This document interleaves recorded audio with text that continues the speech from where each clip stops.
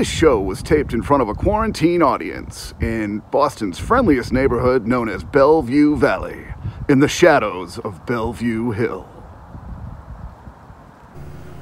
Previously in episode 1, we introduced you to Old Blue and Chris, and how Chris was trying to pitch David Letterman for a new truck. We also met Gus Sunnison. Today we'll learn how we acquired the Millennium Phalcon. So for the year 2000, you're on the line.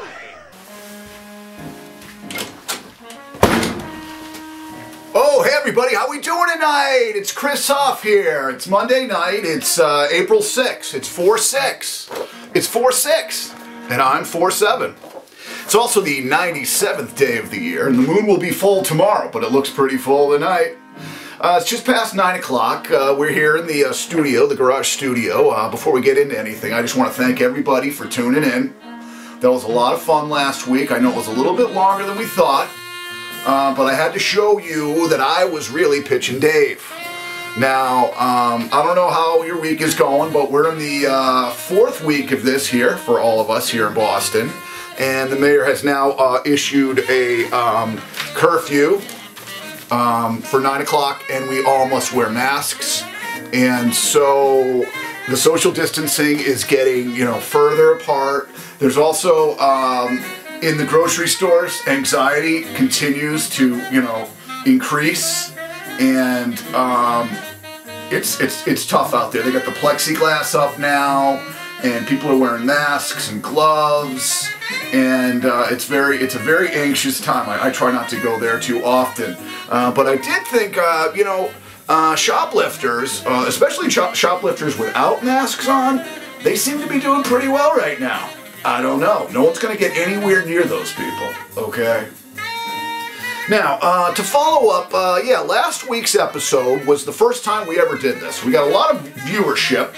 And, you went from like 20-year-old Chris Huff to 2020 Chris Huff. So there's a little back and forth there. This week, we're going to tell you that, we did go after Dave for that truck. And it was quite challenging. I sent him the videotape. I also sent him a nice photograph from my arts display there. A nice photograph of Martha's Vineyard with a nice note. And I heard absolutely nothing. So, but I did, like I said, send him 16 postcards in the mail. The other thing I wanted to tell you about last week's episode is you met Uncle Gus. That is my Uncle Gus. City councilman, Fall River, Mass. He had his own talk show, radio show. Sadly, he's not with us anymore. When we came out with the book in 2009, and I told you that, we came out with the book in 2009, he is one of the people that is dedicated to the book. There were 3 people that were part of this book that just, they didn't make it, but they lived good, long lives. All right, so before we get into it, I wanted to tell you that I'm really proud of Marty Walsh. You can see him right here with me at Parkway Baseball on opening day 2 years ago. The Rays were 18-0 in 2018. You might notice I'm a bit portly there. Oh, Jesus Christ. Oh, man. This guy won't stop. How do I... Hold on. Wait, let's see if I can bring that up to you right now. Man, it's this guy Dan from LinkedIn. I keep getting these updates. Hold on. Hey, LinkedIn. It's me, Dan. Can't go outside anymore, so we can't do any meetups. But I'm here in my closet because it's about the safest place I feel given the state of our world. So, if any of you would like to talk about Java or Java frameworks or drinking Java, I'll be here in my closet for the foreseeable future. Be safe. Be healthy. It's me, Dan. Dan. Come on, Dan. Yeah, so, it's very difficult to be a salesman right now because I really don't want to sell anyone anything except peace of mind. I want them to know that I'm here for them, but I'm not going to bug them with too much in their inbox, okay? Instead, I'll be here. I'm reactive, okay? I'm being reactive. I'm proactive on some levels too. Okay, but right now, it's Monday night and it's my time.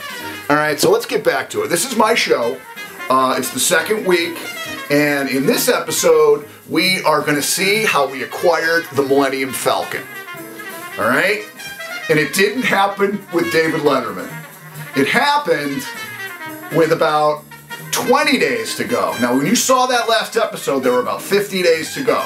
Now we're getting closer. I've been talking about it for 2.5 years. If I don't get this truck, I don't know what I'm going to do. So it's just one of those deadline manic episodes. I was rocketing out of my own manic mind. So it's getting into August now, well into August. And the trip started September 22nd, 1999, with 100 days remaining in the century. And my grandmother, 87-year-old DAR, daughter of the American Revolution, she was born in 1912. She was a very sharp woman all the way until the day she died at 94 years old. So she called me, it must have been a late night up at the hut there in West Tisbury, and we kind of, you know, were just getting up a bit groggy, if you know what I mean. And ring, and okay, and I'm half there, and I grab the phone. Yeah, hello, who is this? Oh, Christopher, it's your grandmother. How are you doing? Well, I'm doing great. Well, what are you up to? Well, I was just talking to some women here about your trip, and I wanted to tell them about your truck. Actually, Grandma, I don't have a truck yet. What? I don't know you. You don't follow through. Goodbye. And she hung up on me, just like that. Tough love with her. And I felt like I was going to let her down if I couldn't get a truck. So here's what happened. I started making all these phone calls. Couple dealerships. By the 5th or 6th call, I had it down. And here's what happened next.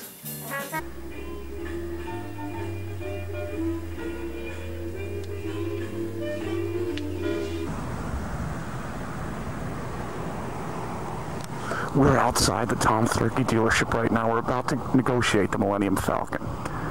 I'll show you the Millennium Phalcon right now. I'm very psyched to show you the Millennium Phalcon.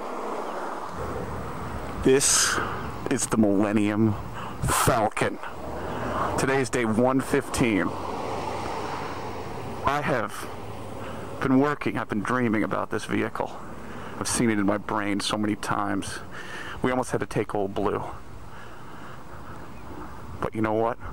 Old Blue's got a long lost descendant. The Big Red. Looks very nice.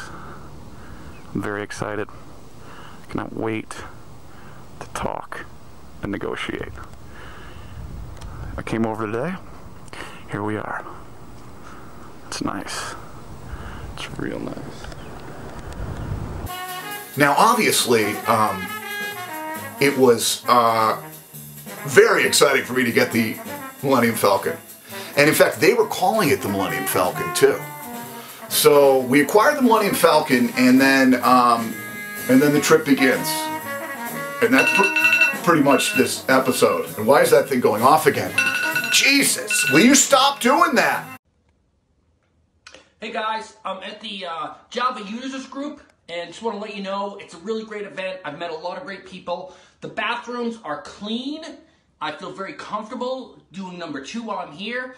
And yeah, it's a great time, great networking event, so hope to see you next time. Anyone that's following me on any of my social media accounts, please come to the event.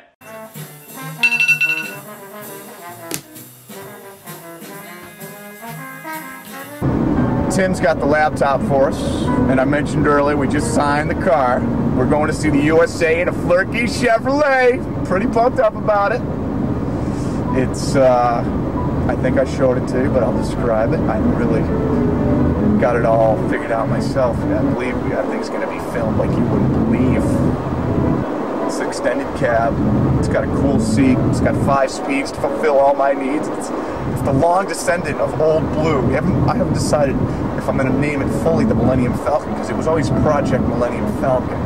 I always wanted when I went to General Motors, it was called the Millennium Phalcon. They didn't find any humor in that. But then I met this guy, Bob Whitley, over at Flurky Chevrolet, after my own grandmother scolded me and told me to follow through and gave them a phone call. So I got off the phone with her and I called the guy up and I said, I'm looking for a lease. Well, how long do you need the lease for? 100 days.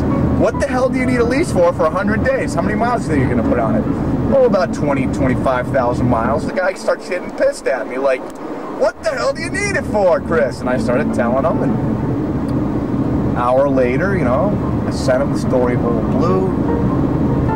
We had the weekend, and then I took the ferry over and signed for the car. I mean, he saw it. He said it was karma. They're going to do an advertisement right in the showroom there. I mean, how cool is this? We just get more and more free advertising for Huff's 100-day haul. Oh yeah, by the way, we got some viewer mail last week, and I thought I'd read a few. Let's see here. 9-year-old Ava Potempkin of Okoboji, Iowa writes, Dear Huff, I noticed you were drinking Fixer in your latest show. Where do I get that? Will it fix things if I drink it? Oh, Ava, no, honey. Fixer. Fixer's what we use for developing film. I shot a lot of rolls of film at the turn of the century. Let's see, next one. Oh, 36-year-old Chad Pennington of Beaufort, South Carolina writes, Were you really a guest on David Letterman? Well, Chad, yes I was. I was a guest in the audience. You see, back then, they would have a standby line, and I was number 24, and so we made it in. But we had been touring around and had a few drinks before, and I rushed in and then had to sit down. And I remember having to use the John, but they wouldn't let you up and go, or else you couldn't come back. So what happened that night is it was a big weekend for us down in New York City back in 1996. And we'd seen a couple of Fish shows, a Jets game. I was actually on Sally Jesse Raphael as well. There is footage of that somewhere. And anyways, by the time we got out of there, my brother was flying home back to Florida. I hightailed it down to MSG, made it just in time for You Enjoy Myself and Set Break. It was just amazing. Anyways, so we have one other 57-year-old William Patterson writes, Hey Huff, what are you watching these days? Well, William, I don't really watch much. My brain is very scattered, and I can't really get attention and sit down very much. But I will tell you that I am watching Marty Byrde, okay? Marty Byrde and his Spitfire Ruth. That is the greatest show on TV right now. Thank you, Jason Bateman. Jason Bateman, another Gen Xer. Yeah, but you know, I listen to a lot of music and I like to dance.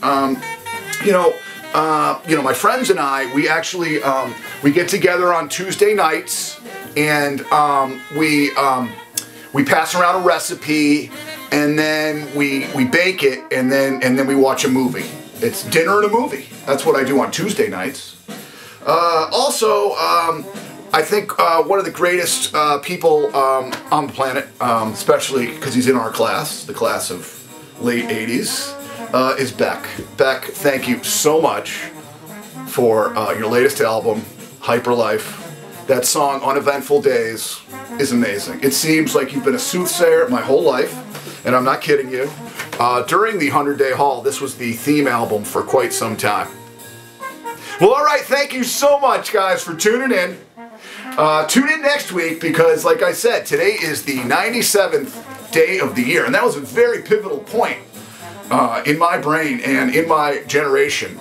And so we're going to go back to 1997, where we're going to meet Emily Dickinson. Okay, I met Emily Dickinson in 1997 in West Tisbury after 4 sleepless nights. She came to me and told me to go on the road. And after that happened, I went to the Great Went. Take a look.